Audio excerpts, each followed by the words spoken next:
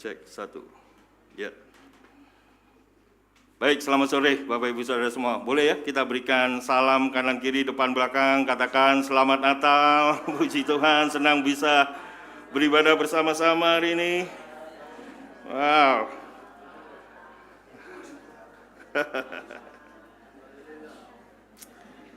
Puji Tuhan. Ya, Bapak Ibu Saudara,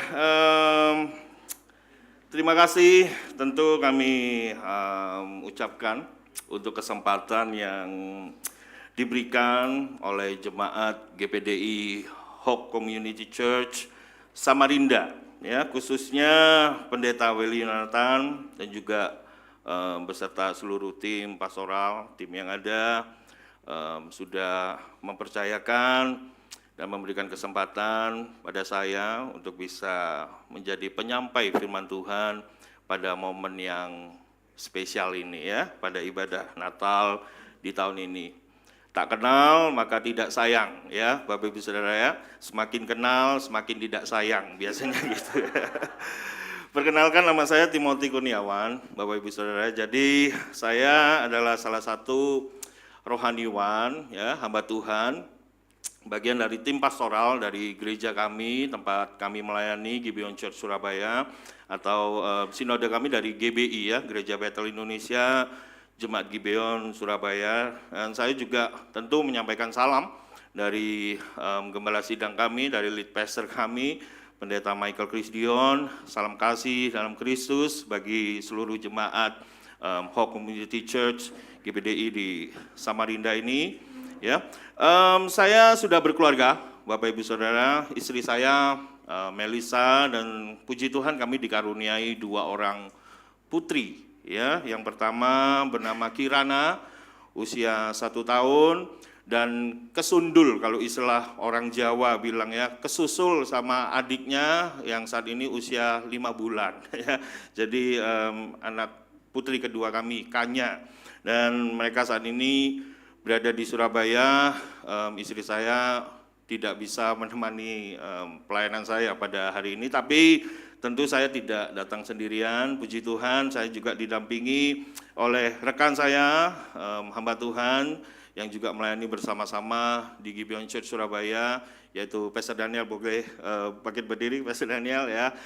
Beliau adalah college pastor di tempat kami, ya, dan juga direktur untuk ministry di tempat kami.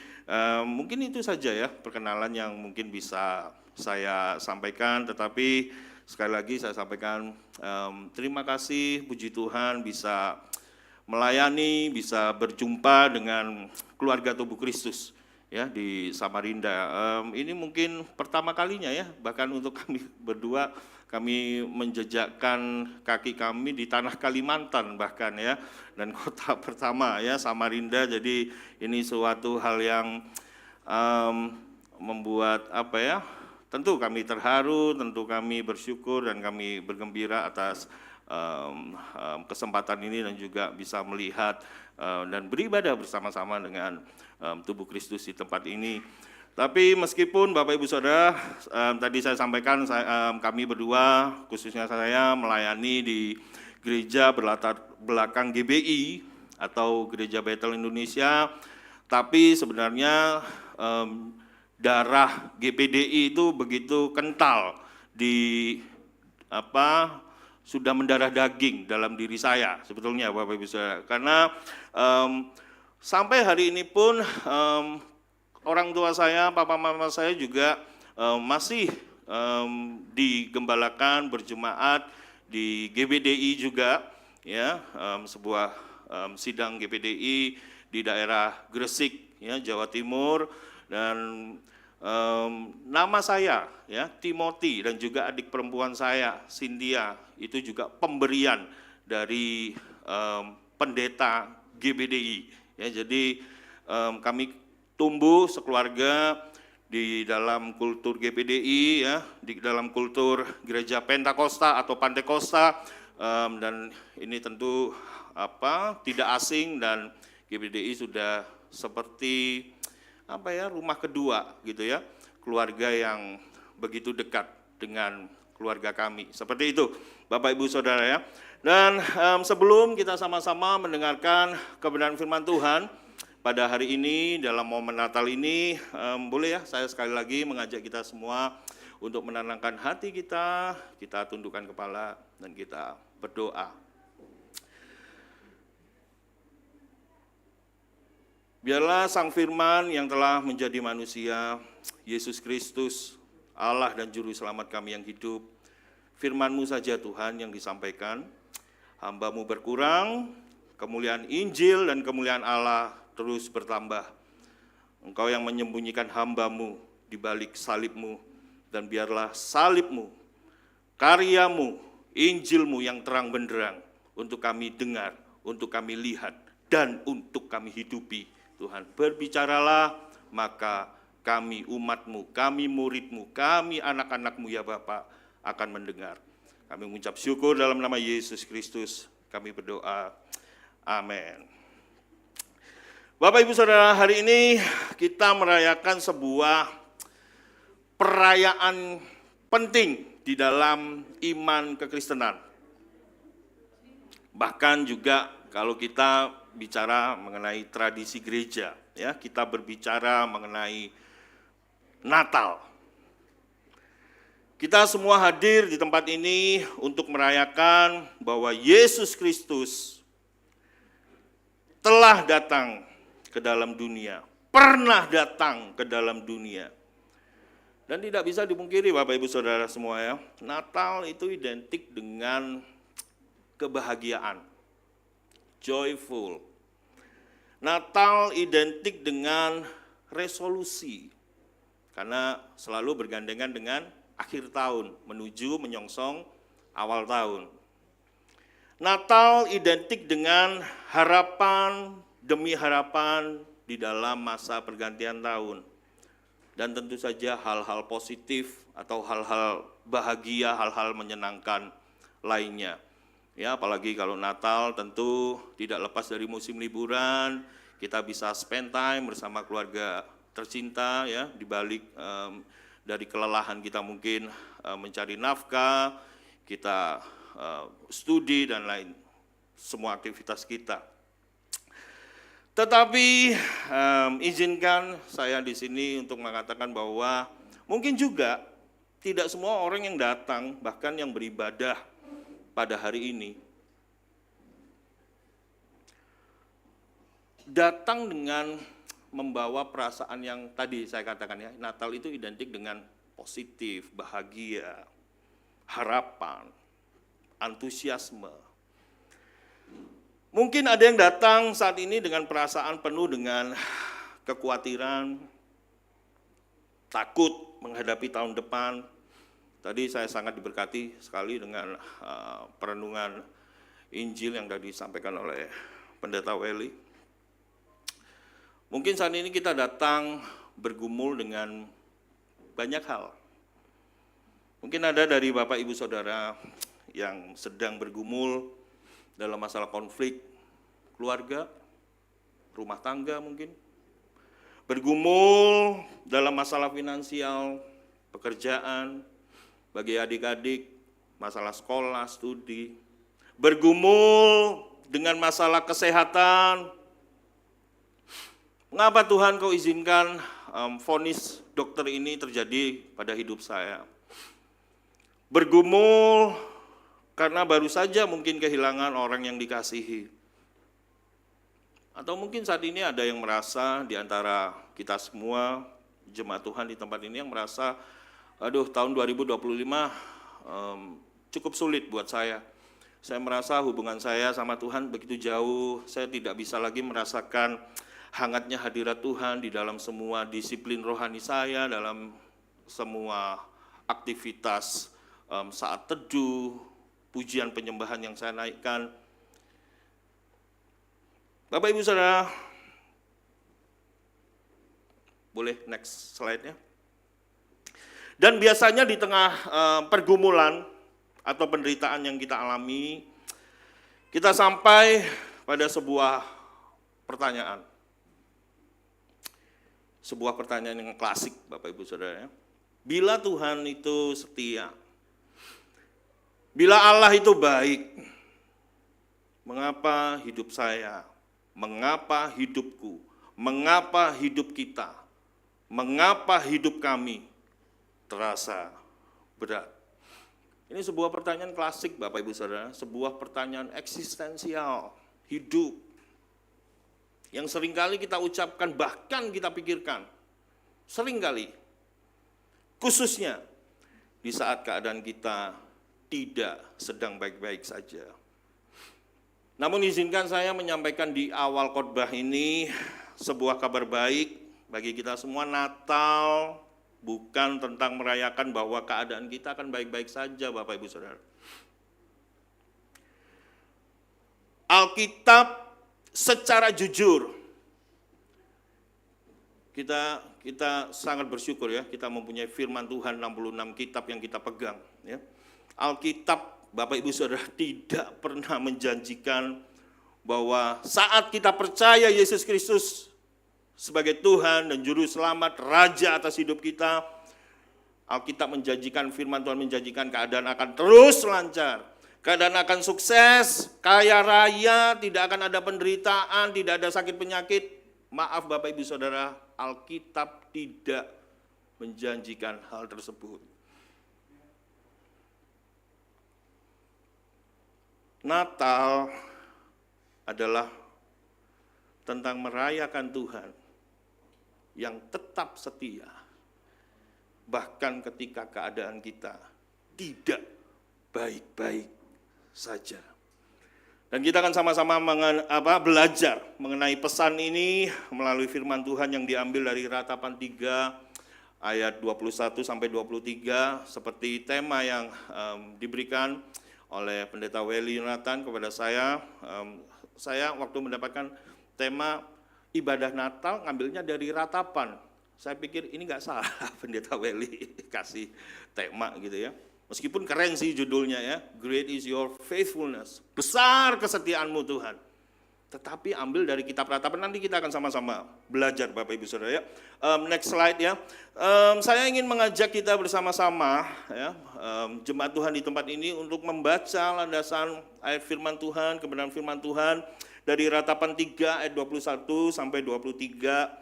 Bersama-sama ada ya slide-nya ya. Kita akan baca bersama-sama Ratapan 3, 21 sampai 23. 2, 3.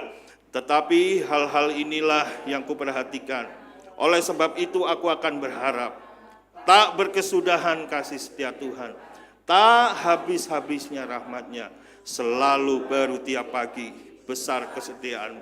Ayat 23 sekali lagi. 2, 3. Selalu baru tiap pagi. Besar kesetiaanmu. Bapak Ibu Saudara, kata kasih setia pada ayat 22 ya. Tak berkesudahan kasih setia Tuhan, tak habis-habisnya rahmat-Nya. Jadi kata kasih setia pada ayat 22 dan kata kesetiaan pada ayat 23 menggunakan dua kata yang berbeda, Bapak Ibu Saudara, di dalam bahasa aslinya yang kita tahu ditulis dalam bahasa Ibrani. Jadi pada ayat 22, ayat kata atau diksi kasih setia itu memakai kata hesed. Hesed. Ya sepertinya tidak asing ya, jemaat ini dengan kata hesed. Kasih setia. Dan pada ayat yang 23, terjemahan Indonesia mengatakan, menuliskan kesetiaanmu. Kesetiaan di sini menggunakan kata emunah dalam bahasa Ibrani. Dan saya akan coba jelaskan lebih dahulu secara singkat kepada jemaat Tuhan arti dari dua kata ini, sehingga begini, maksud penjelasan ini adalah saat kita nanti mendengarkan seluruh rangkaian khotbah, kita bisa menangkap seluruh pesan yang akan disampaikan khotbah hari ini melalui dua kata ini, hesed dan juga emunah, kesetiaan Tuhan ya. Jadi saat kita melihat kata hesed, Bapak Ibu Saudara, hesed ini menjelaskan tentang sifat kasih setia, motivasi yang melekat dan dimiliki oleh Allah. Sifat kasih setia yang dimiliki oleh Allah. Nah, sedangkan kata emunah, kesetiaanmu pada ayat 23, ini berbicara mengenai keandalan, konsistensi, kestabilan dari kesetiaan atau kebaikan Allah. Jadi kata emunah ini menunjukkan kualitas dari kesetiaan Allah yang patut, yang dapat, yang bisa kita percayai. Dan dari serapan kata emunah ini, Bapak Ibu Saudara, nantinya kita akan mengenal dua kata di dalam bahasa kita, iman dan amin. Dari kata serapan emunah ini. Dan Bapak Ibu Saudara, dua kata ini, hesed, kasih setia, dan emunah, kesetiaan, kestabilan, keandalan, kesetiaan Tuhan yang tidak akan tergoncang. Ini adalah dua sifat Allah yang selalu berpasangan, Bapak Ibu Saudara. Khususnya di dalam covenant theology atau teologi perjanjian dari Allah. Nah, mungkin Anda sore-sore udah datang ke ibadah Natal, ini istilah apa lagi ini ya, teologi perjanjian. Kira-kira secara sederhana Bapak Ibu Saudara, covenant theology atau teologi perjanjian adalah komitmen Allah pada perjanjian keselamatan yang tidak akan pernah gagal, bahkan ketika umat Tuhan gagal. Alias begini Bapak Ibu Saudara, ini berarti Allah sudah bersumpah demi dirinya sendiri untuk menggenapi rancangan atau narasi keselamatan yang ia sudah janjikan kepada umatnya, dan hal itu tidak akan bisa digagalkan bahkan oleh pengkhianatan dan kegagalan dari umatnya sendiri. Next slide. Bapak Ibu Saudara jemaat Tuhan, di dalam Alkitab kita dapat melihat beberapa chapter atau bagian sejarah gelap dalam perjalanan manusia. Kita tahu peristiwa kejatuhan manusia di Taman Eden. Ya, Bapak Ibu Saudara, kejatuhan manusia pertama di Taman Eden. Lalu kita juga tahu peristiwa akumulasi kejahatan manusia di zaman Nuh, sampai Allah harus memunahkan manusia yang seangkatan di zaman Nuh. Lalu ada periode gelap berikutnya, yaitu kebejatan penduduk Sodom dan Gomora. Sehingga Tuhan juga melenyapkan penduduk Sodom dan Gomora karena kejahatan mereka, karena kebejatan mereka. Suatu periode gelap yang Alkitab ceritakan, kisahkan, tuliskan kepada kita semua. Kita juga tahu salah satu periode gelap juga, yaitu siklus dosa dan kejahatan bangsa Israel. Di mana? Di kitab Hakim-Hakim. Bangsa Israel berdosa, ya, diserang bangsa, ya, berteriak minta tolong sama Tuhan, diberikan pembebas, pahlawan, dibebaskan, bertobat, balik berdosa lagi, siklusnya terus Bapak Ibu Saudara. Sampai kitab Hakim-Hakim berakhir. Dan salah satu periode gelap yang Alkitab tuliskan juga pada latar belakang dari kitab Ratapan, di mana kita barusan membaca nats dari kitab tersebut, di mana bangsa Yehuda atau kerajaan Israel Selatan berdosa sedemikian rupa sehingga kita tahu kisahnya bahwa mereka akhirnya harus dibuang ke tanah Babel. Dan mungkin kita bertanya, oke, relevansinya untuk kami apa, Pak? Bapak Ibu Saudara, bagi kita kalau boleh jujur, terutama kalau kita baca narasi perjanjian lama ya, Bapak Ibu Saudara PL, seringkali peristiwa saat Tuhan menjalankan penghukuman atau memberikan disiplin yang keras bagi bangsa Israel ataupun juga bangsa-bangsa lain ya yang tidak mengenal Tuhan. Kecenderungan kita melihat Allah itu apa Bapak Ibu Saudara? Kecenderungan kita biasa melihat Allah dalam versi perjanjian lama atau PL. Kita melihat Allah itu seperti kejam. Betul ya? Seperti Allah itu tidak mempunyai belas kasih. Apalagi saat kita melihat narasi demi narasi di perjanjian lama. Dan itu seakan-akan kayak kontras saat kita melihat pada narasi perjanjian baru. Kita seakan lebih senang, lebih cocok, lebih condong melihat karakter dan pribadi Allah di perjanjian baru yang penuh dengan anugerah, yang penuh dengan kasih karunia, kasih setia. Pokoknya kasih deh. Bapak Ibu Saudara, namun sebelum kita melihat lebih jauh, kita perlu memahami hal ini. Boleh next slide. Kita tidak akan benar-benar memahami dan menghargai anugerah Tuhan jika kita tidak menyadari terlebih dahulu dan setuju bahwa dunia kita ini begitu jahat dan gelap. Sekali lagi, saya akan bacakan kalimat ini. Kita tidak akan benar-benar memahami dan menghargai anugerah Tuhan jika kita tidak menyadari terlebih dahulu, bahkan setuju, bahwa dunia yang kita tinggali, yang kita hidupi saat ini begitu jahat dan begitu gelap. Beberapa kali kesempatan saya selalu sampaikan saat saya menyampaikan kebenaran firman Tuhan, bagaimana mungkin peradaban yang semakin maju, ya. Saya masih ingat kita sekarang menggunakan smartphone, ya, Bapak Ibu Saudara, ya. Kita menggunakan HP yang mayoritas bisa dikatakan sama. Masih ingat nggak Bapak Ibu Saudara, zaman mungkin 90 atau 2000-an awal, handphone itu seperti apa? Ya, mau kirim SMS itu, aduh, harus disingkat-singkat, ya. Mau telepon untuk cari gratisan itu harus yang, halo cepat telepon, habis itu matikan, tunggu dapat gratisan. Tetapi kita menikmati kemajuan teknologi yang semakin canggih. Segala sesuatu seakan instan, mudah, praktis. Tetapi pertanyaannya adalah apakah dunia kita semakin tambah baik dan semakin tambah beradab dan kita merasakan damai sejahtera, sentosa, dan bahagia?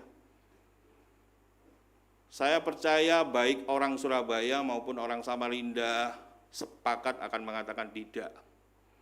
Bahkan mungkin kita akan sepakat bahwa dunia malah tidak semakin baik, meskipun teknologi semakin maju dan semakin baik. Dan ini juga yang terlihat dari latar belakang dari kitab Ratapan, Bapak Ibu Saudara. Ya, secara cepat kita akan melihat latar belakang dari penulisan kitab Ratapan atau apa yang terjadi pada bangsa Israel pada waktu itu. Next slide. Jadi secara latar belakang historis, Bapak Ibu Saudara, secara cepat saya akan sampaikan. Jadi Ratapan ini ditulis oleh Yeremia setelah Yerusalem, kota Yerusalem itu dihancurkan oleh bangsa Babel. Kota Yerusalem di bumi hanguskan, bait Allah dihancurkan, dan pada akhirnya bangsa Yehuda, kerajaan Israel Selatan harus menjalani yang namanya pembuangan ke Babel. Semua dibuang, ngungsi semua. Dan Yerusalem yang dielulukan menjadi kota Tuhan, ya, tanah perjanjian, menjadi sunyi, kosong, gelap, tidak mempunyai makna dan arti lagi. Next slide. Bahkan juga bangsa Yehuda atau kerajaan Israel Selatan juga mengalami pergumulan psikologis. Tentu, karena Ratapan identik dengan kitab air mata, Bapak Ibu Saudara. Jeritan dari sebuah bangsa yang sedang patah hati. Karena itu dalam bahasa Ibrani, kitab Ratapan itu berarti Eika, Bapak Ibu Saudara, Eika, yang artinya itu mengapa, kenapa, bagaimana mungkin ini terjadi Tuhan, bagi bangsa yang katanya Engkau pilih, bagi bangsa yang katanya adalah biji matamu. Nah, kembali kepada pertanyaan kita awal tadi, kalau Bapak Ibu Saudara menyimak, mengapa Tuhan seakan mengizinkan masalah berat juga terjadi di dalam kehidupan kita? Bukankah kita adalah umat yang sudah ditebus? Kita adalah umat yang dikasihi.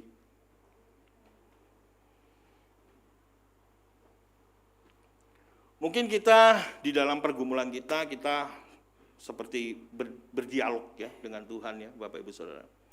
Ya Tuhan, saya tahu saya mesti menjalani sakit penyakit ini. Saya tahu ini adalah konsekuensi karena pola hidup atau pola makan saya yang tidak sehat selama ini. Baik Tuhan, saya ngerti, saya tahu. Saya mesti menjalani atau mengalami kebangkrutan di dalam bisnis ini. Karena memang kesalahan perhitungan saya sendiri dan juga ambisi saya yang besar. Sehingga menyebabkan kerugian, kebangkrutan, dan lain sebagainya. Iya Tuhan, oke Tuhan. Kami mesti menghadapi konflik di dalam keluarga, atau saya harus menghadapi konflik di dalam rumah tangga saya. Karena saya tahu, saya menyadari gaya komunikasi di dalam keluarga mungkin yang buruk selama ini, atau sikap atau sifat egois di dalam keluarga rumah tangga kami. Tetapi kalau boleh nego Tuhan, seharusnya Tuhan tidak perlulah menghukum saya dengan kondisi seperti ini. Dan akhirnya kita menjadi bingung, Bapak Ibu Saudara, seringkali. Bagaimana kita bisa melihat Tuhan, Allah itu baik, penuh kasih, dan setia. Slide berikutnya. Ada sebuah komentari ya dari tokoh yang saya sangat diberkati dengan komentari beliau ya, Matthew Henry, dan menjawab keresahan kita tentang hal ini ya, tadi pertanyaan eksistensial tersebut. Dan kutipan ini juga menegur saya secara pribadi, Bapak Ibu Saudara. Dalam kutipannya, dalam komentarinya, Matthew Henry mengatakan, pada akhirnya tidak ada yang dihukum oleh keadilan Allah selain mereka yang benci diperbaiki oleh rahmat Allah. Artinya apa di sini Bapak Ibu Saudara? Pengampunan dari Allah, rahmat Allah, itu selalu bersifat memperbaiki Bapak Ibu Saudara. Karena Allah kita bukan Allah yang permisif akan dosa. Ya sudah, karena aku mengasihimu, kamu mau ugal-ugalan, mau hidup sembrono, nggak apa-apa. Kesetiaanku besar. No, Tuhan kita bukan Tuhan demikian. Jadi saat Tuhan mengizinkan kita melewati keadaan yang mungkin tidak baik saat ini, kita perlu melihat Bapak Ibu Saudara ke dalam. Mungkin ini adalah bentuk rahmat atau pengampunan Tuhan untuk memperbaiki dan memulihkan hati serta hidup kita yang seringkali salah arah. Sehingga saat kita benar-benar memahami keberdosaan kita enggak lagi serta-merta menuduh, menyalahkan Tuhan atas pergumulan demi pergumulan, penderitaan, tantangan yang terjadi dalam hidup kita. Bahkan mungkin saat kita sulit melihat maksud Tuhan di dalam kondisi atau penderitaan yang sedang kita hadapi. Ada sebuah kutipan yang menguatkan dari seorang pengkhotbah yang begitu luar biasa ya. Spurgeon mengatakan, next slide, bahkan ketika kita tidak bisa melihat tangan Tuhan bekerja, kita tetap bisa percaya pada hatinya. Maka menjadi pertanyaan perenungan bagi kita semua saat ini, Anda dan saya juga. Ya. Melalui pergumulan dan penderitaan yang sedang saya alami saat ini, dosa apa yang sedang ingin Engkau singkapkan ya Tuhan?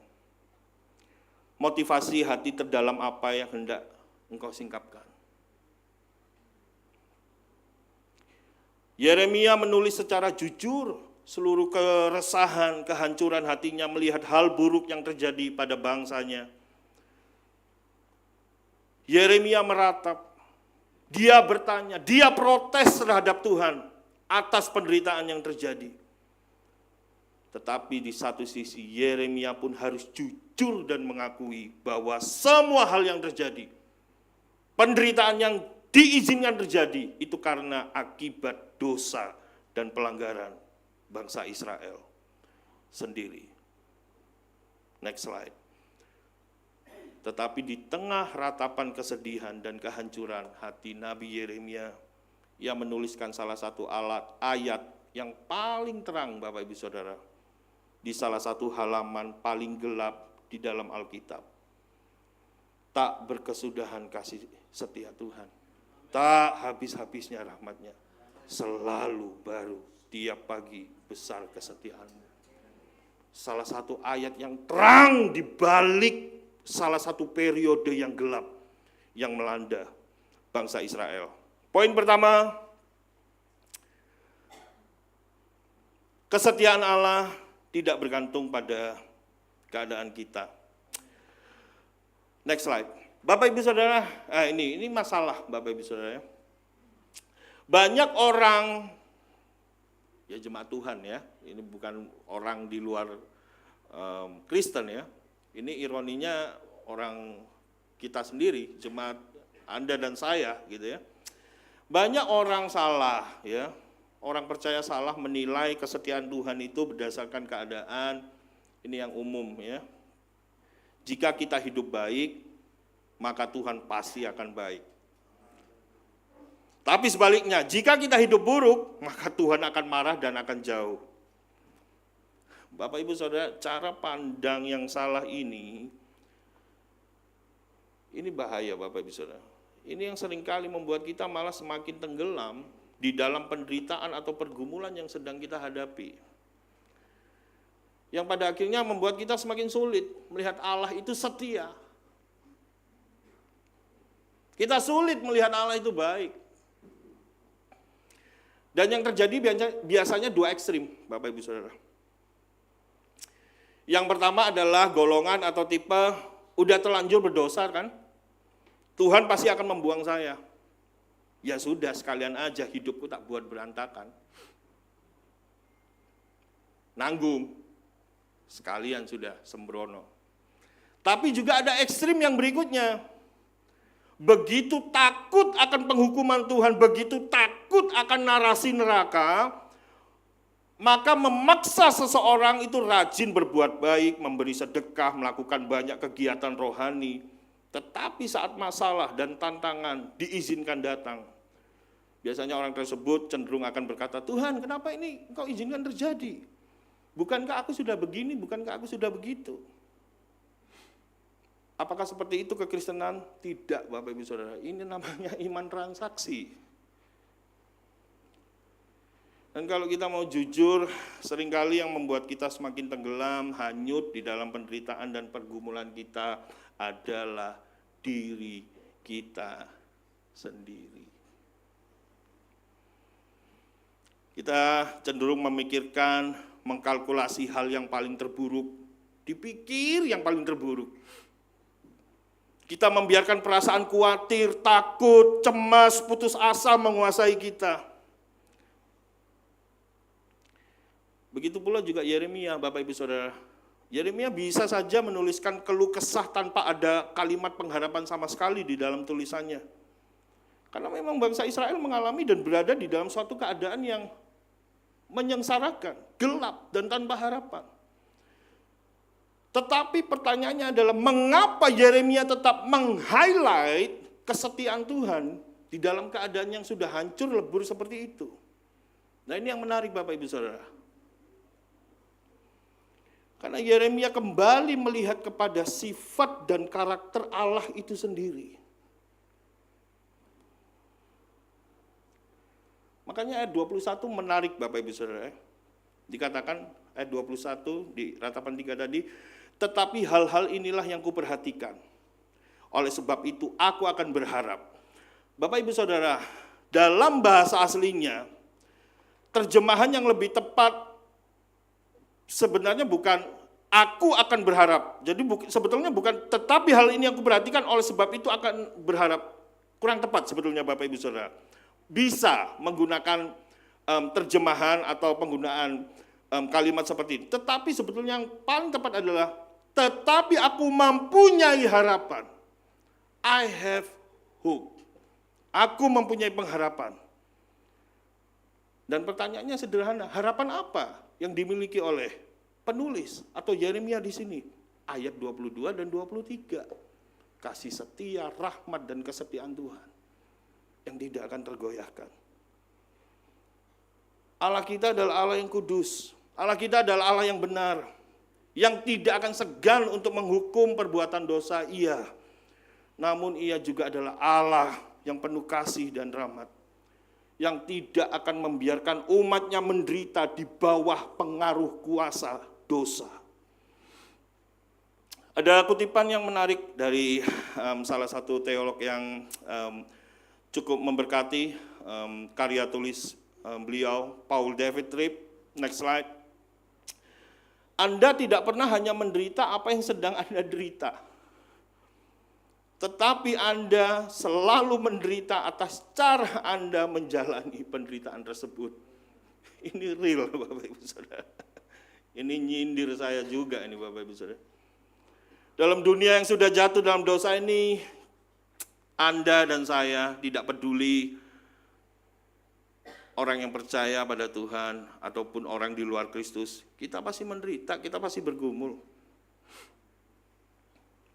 Tetapi masalahnya yang membuat keadaan, terlebih kondisi hati kita, itu menjadi lebih parah adalah cara kita mencari jalan keluar dengan kekuatan kita sendiri dan kecenderungan ego, yang justru semakin membuat kita seringkali semakin menderita.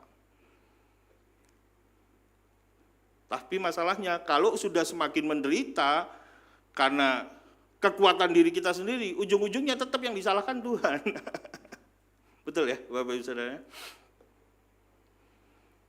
Tahun 2020 cukup berat bagi keluarga kami, bahkan saya secara khusus saat bisnis yang sedang saya rintis harus ambruk. Padahal saya berharap pada bisnis itu, akhirnya COVID masuk, runyam. Dan kita tahu ceritanya 2020, mungkin sampai 2022 ya, 2 tahun sampai 3 tahun. Saya percaya di Samarinda juga, sangat mencekam sekali. Di Surabaya, apalagi kalau malam Bapak Ibu Saudara, saya masih ingat itu suara ambulan itu, bahkan saya sempat, saya nggak tahu apakah Pastor Daniel salah satu orang tua dari rekan staf kami di gereja, kami mengikuti kisahnya dari beliau drop karena kena COVID, kekurangan oksigen, tabung oksigen, kami cari nggak ada, cari rumah sakit semua penuh, cari ambulan, minta bantuan Pemkot, minta bantuan orang-orang terdekat. Kami tetap bertelepon dengan rekan kami, singkat cerita sampai meninggal Bapak Ibu Saudara. Begitu mengerikan. Seorang pendoa syafaat di tempat kami, cinta Tuhan. Bahkan dalam periode COVID, orang yang ya di periode itu yang meninggal harus dimakamkan di pemakaman khusus ya Bapak Ibu Saudara. Saya nggak tahu di Samarinda apakah berlaku seperti itu. Tidak ada perayaan, penghormatan, ibadah, penghiburan. Kita seperti melihat, Tuhan kenapa ini Kau izinkan terjadi?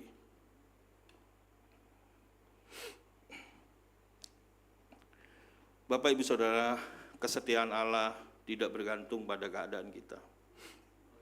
Bila kita merasa atau berpikir Allah tidak setia, saat kita melihat kepada penderitaan dan pergumulan yang sedang kita hadapi, mari kita perlu bertanya, kita malah perlu bertanya pada diri kita, apakah justru kita yang selama ini berusaha menjadi Tuhan atas hidup kita sendiri? Poin yang kedua, next slide. Kesetiaan Allah tidak dibatalkan oleh kegagalan kita. Next slide. Bapak Ibu Saudara, saat ini kita hidup di era cancel culture. Apa itu cancel culture?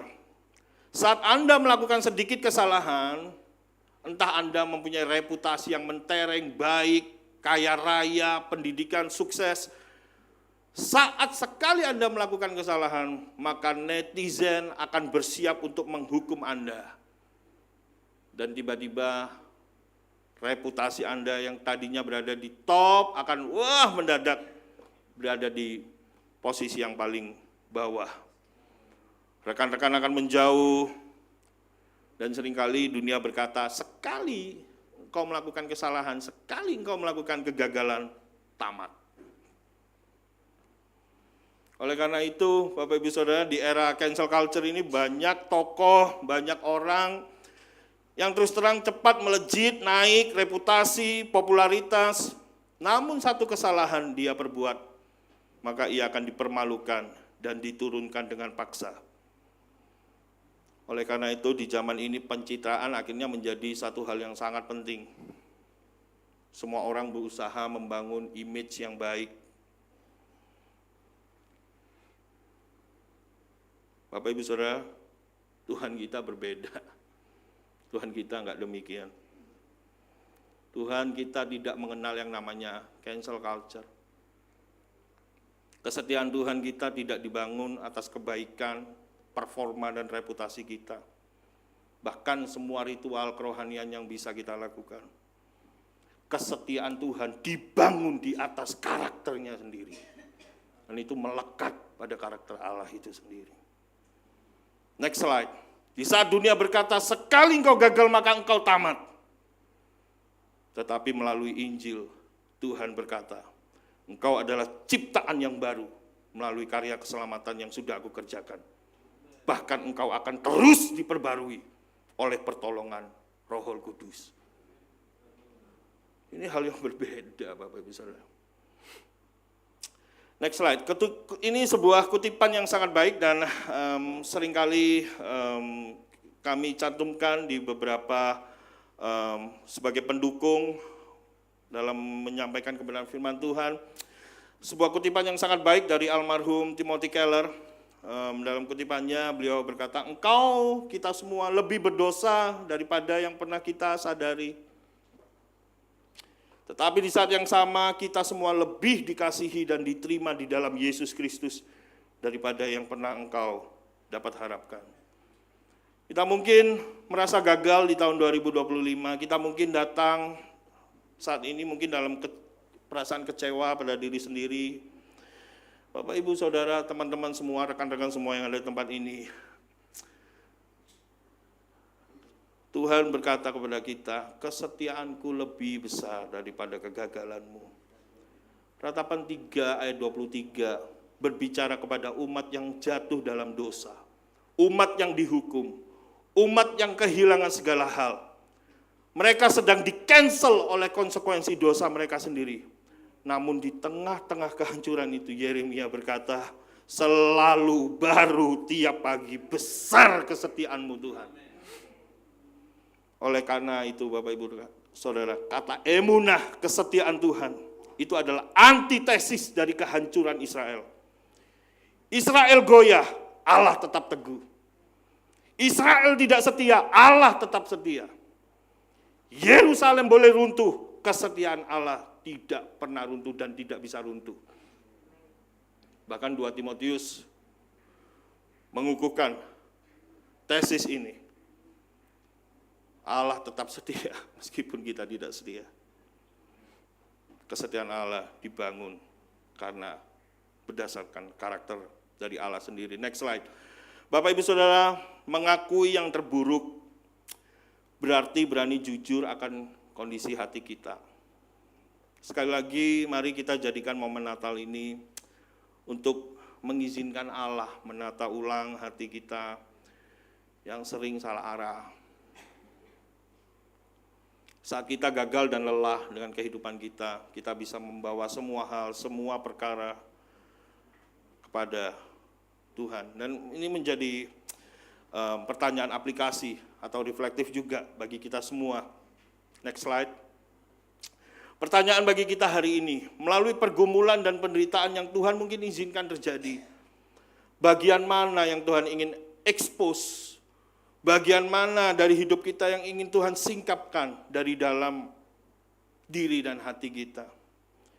Bapak Ibu Saudara, kita hanya perlu menyerah dan mengaku, ya Tuhan, ini kelemahanku, ini dosaku, ini kecenderunganku. Aku lelah diperbudak oleh kecenderungan dosa ini, tolong aku Tuhan.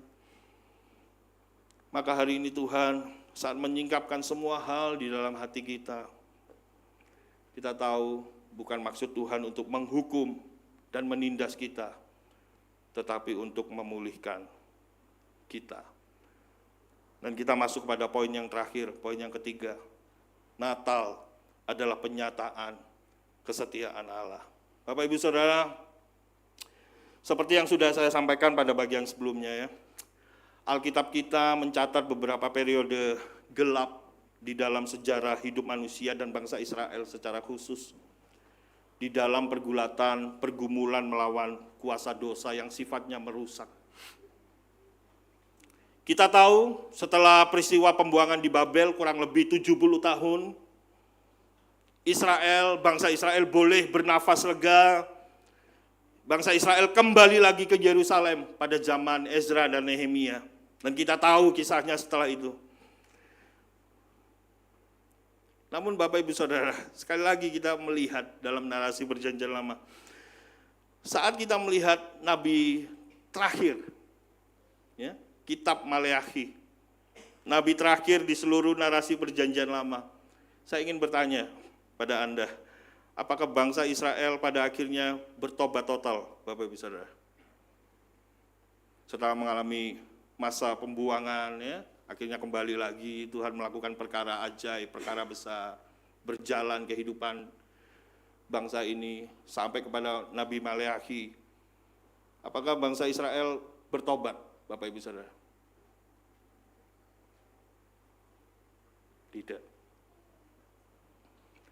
Bahkan kita melihat di kitab paling akhir di perjanjian lama, Maleakhi. Di sana imam yang melayani bait Allah berlaku korup. Umat Israel sembrono dalam melakukan peribadatan, bahkan mempersembahkan korban.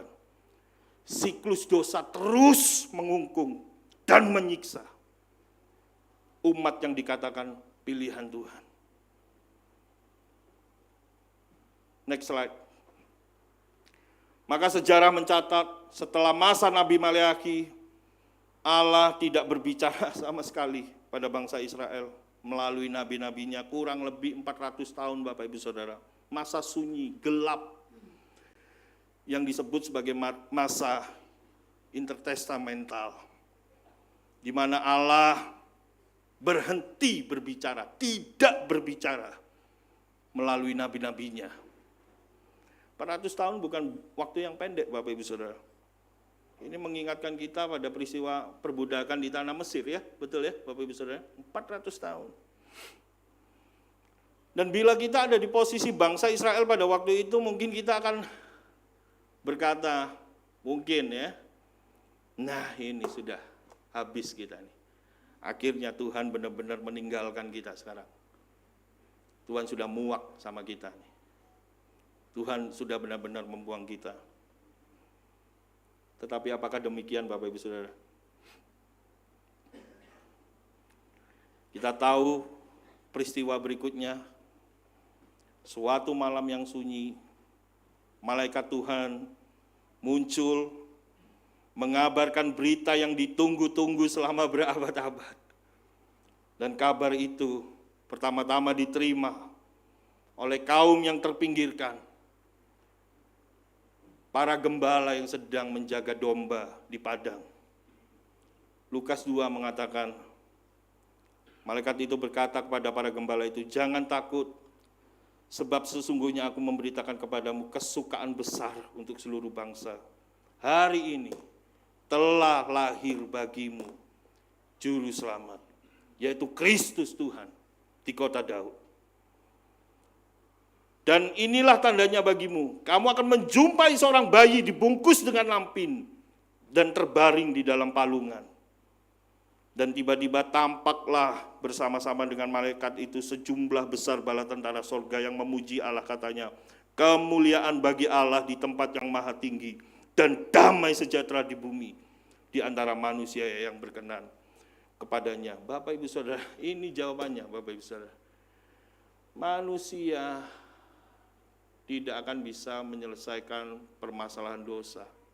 Anda dan saya tidak akan pernah sanggup menyelesaikan permasalahan dosa.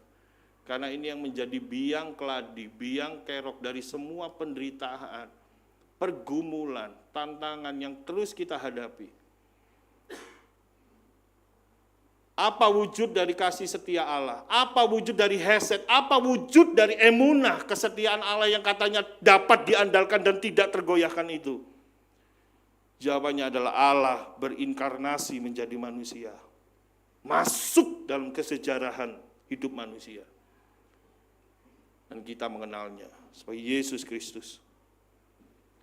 Yesus adalah kesetiaan Allah yang mewujud menjadi manusia. Inilah puncak kesetiaan perjanjian Allah kepada umatnya. Slide berikutnya. Kristus adalah janji Allah yang menjadi daging. Inkarnasi, inkarni, menjadi daging.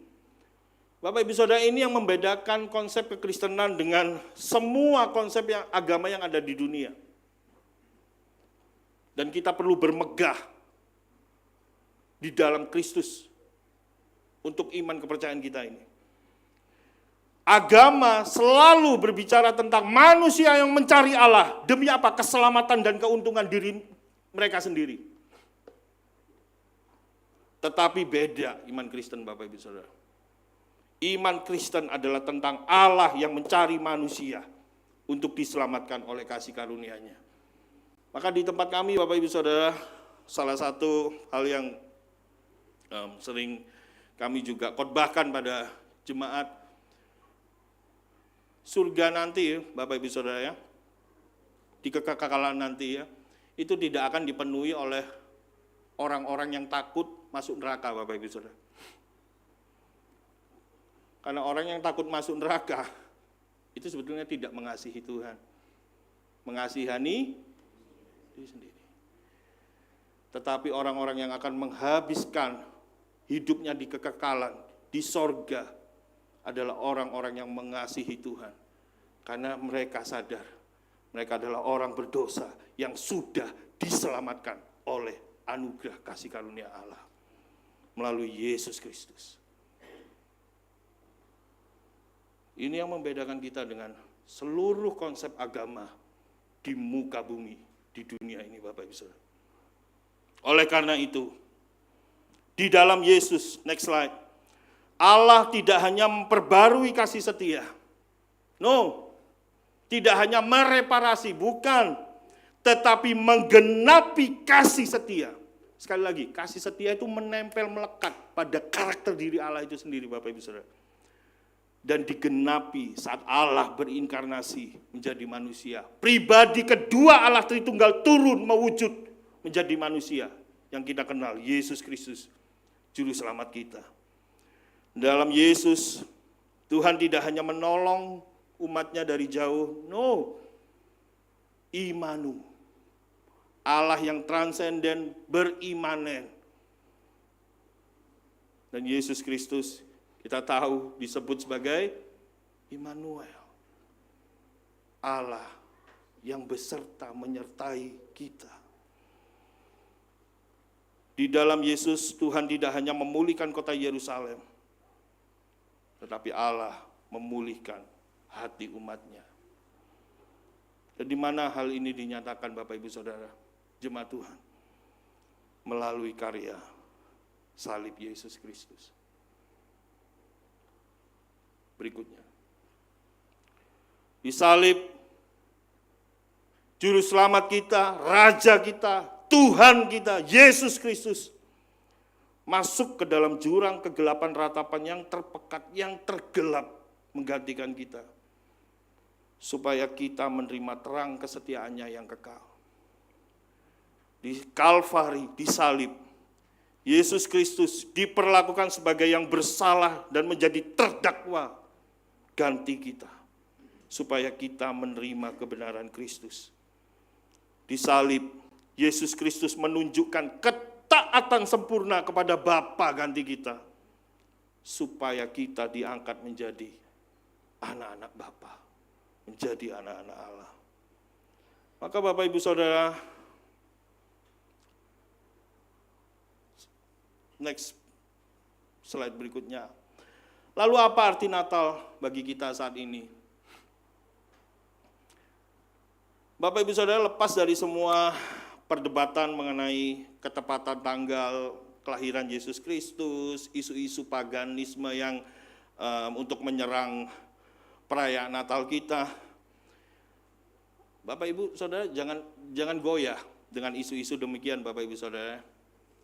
Ini mengenai Natal, Bapak Ibu Saudara. Ini satu hal yang pasti, Bapak Ibu Saudara. Natal adalah tentang perayaan kita merayakan Allah berinkarnasi ke dalam dunia.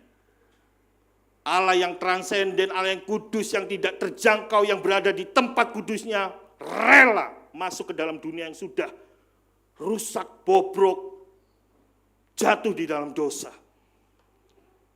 Maka tidak ada konsep yang lebih mulia, nggak ada konsep yang lebih agung, tidak ada konsep yang lebih luhur, dan tidak ada konsep yang lebih indah dari hal ini. Natal menegaskan bahwa Allah bukan hanya berjanji, tetapi Ia datang sendiri untuk menggenapinya, untuk menyelesaikan persoalan yang tidak pernah bisa diselesaikan oleh satupun manusia di muka bumi. Pada akhirnya Natal menunjukkan bahwa kesetiaan Allah tetap berdiri teguh ketika kesetiaan manusia runtuh. Natal adalah wujud paling nyata dari kesetiaan Allah yang penuh kasih. Ia menjadi seperti kita, agar kita dipulihkan menjadi miliknya. Sehingga saat ini kita bisa hidup dengan sebuah kepastian pengharapan di dalam Yesus Kristus. Saat kita menjalani kehidupan kita, saat kita bekerja, saat kita sekolah, di dalam kehidupan rumah tangga keluarga kita, di dalam kita melakukan seluruh aktivitas pelayanan kita. Dari kepastian pengharapan ini, titik tolak kita, titik berangkat kita. Kita berjalan dari titik kesetiaan Allah yang nyata. Natal, Allah berinkarnasi menjadi manusia. Bapak Ibu Saudara, bahkan sebelum kita jauh menuju kepada salib, Allah menjadi manusia itu sendiri adalah sebuah hal yang seharusnya menggoncangkan hati kita. Allah, hakikat yang mulia,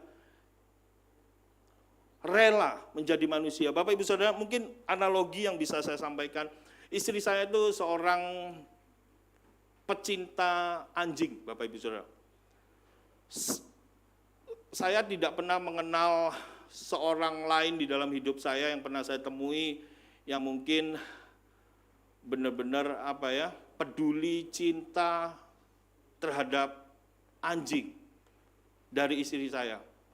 Selalu beberapa kali istri saya pelihara anjing, kalau anjingnya mati, bisa berduka itu enggak cuman hari, Bapak Ibu Saudara, bukan minggu, bukan bulan, bahkan bertahun-tahun, Bapak Ibu Saudara. Bisa kalau ingat gitu bisa nangis sendiri. Saya, kamu itu benar-benar ya, gitu. Semoga besok kalau saya dipanggil Tuhan lebih dulu. Itu jadi joke kami, Bapak Ibu Saudara. Sangat mengasihi anjing, melihat anjing orang lain bisa, dia bisa, moodnya bisa jadi. Tapi maaf Bapak Ibu Saudara, maaf, saya minta maaf. Begitu kasih istri saya terhadap anjing, seandainya saya mengatakan pada istri saya, kamu begitu ya, mencintai anjing, cute ya, anjing itu lucu, setia kawan, setia pada tuannya. Nanti kalau misalnya aku pulang dari pelayanan, pulang dari luar sampai ke rumah, boleh ya kamu jadi anjing gitu ya, gitu, jongkok gitu, menyambut aku gitu. Apakah saya bisa mengatakan itu pada istri saya, Bapak Ibu Saudara? Sebagai orang yang pecinta anjing sejati. Bahkan memikirkan pun saya tidak berani, Bapak Ibu Saudara. Karena apa? Hakikatnya beda. Manusia dan binatang.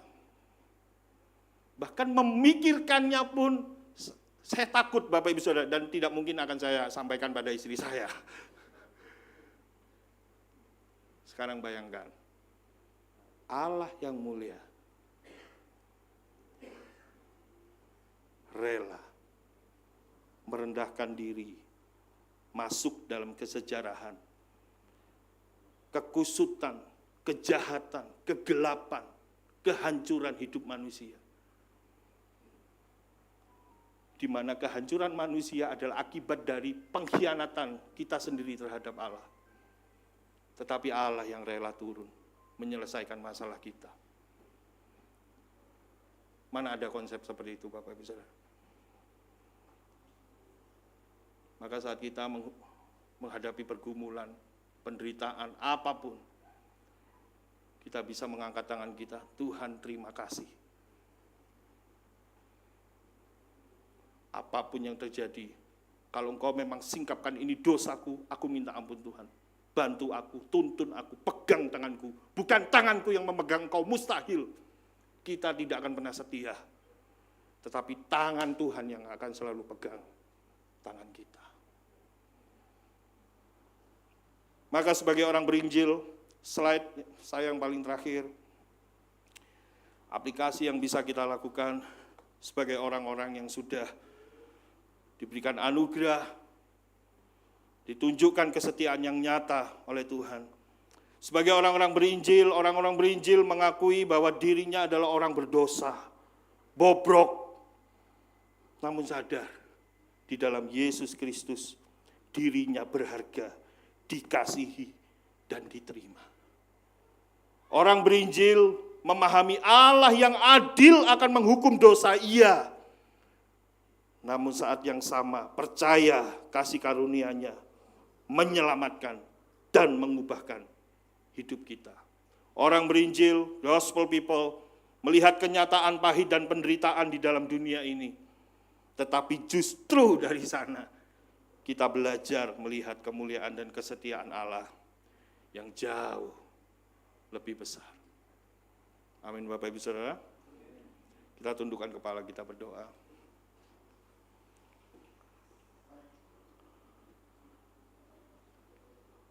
Kami mengucap syukur Tuhan di momen Natal 2025 ini, di saat kami bisa melihat keadaan dunia, bahkan keadaan bangsa kami pun sedang tidak baik-baik saja.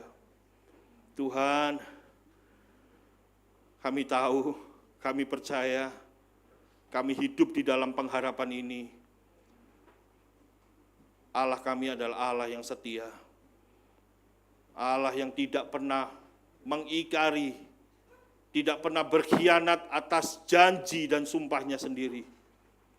Dan kami tahu bahwa Engkau menggenapi janji-Mu dengan mengirimkan putra-Mu yang tunggal, Yesus Kristus, menjadi juru selamat, menebus hidup kami, menanggung dosa yang seharusnya tidak perlu Engkau lakukan Tuhan. Namun atas dasar hesed, emunah, kasih setia dan kesetiaan-Mu yang besar Tuhan, Engkau melakukannya bagi kami Tuhan. Maka tolong kami Tuhan, saat kami melihat menyongsong tahun yang akan datang, kami tahu kami tidak berjalan sendirian. Kami tahu siapa yang memegang tangan kami. Kami mempunyai Allah yang hidup, Allah yang menang, mengatasi maut demi kami. Hamba-Mu selesai berbicara, namun kami percaya kuasa Roh Kudus, Sang penulis firman Tuhan, Sang pengilham sejati yang akan berbicara kepada setiap hamba-Mu, jemaat-Mu di tempat ini, di Hope Community Church Samarinda. Tuhan beracaralah, Tuhan berbicaralah. Topang kami semua dengan anugerah kasih setia-Mu. Di dalam nama Yesus Kristus kami berdoa mengucap syukur. Semua jemaat Tuhan katakan amin.